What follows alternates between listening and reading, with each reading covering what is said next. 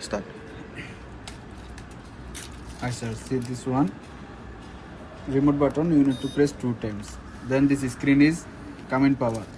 After, if you try to close with the key, then this one no close.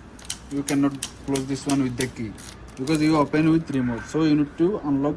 Need to press this button, then it will close.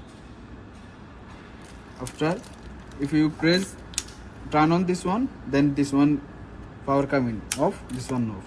So it's mean if you open by remote, you cannot close by key. Must be need to press the unlock button. First you need to remove this one, come outside. Okay. Now after you need to push this one, and also hold the handle, push this one, and press the handle front side. Like this. Need to little power. So like this, like that.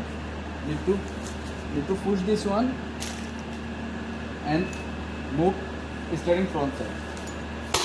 Like this.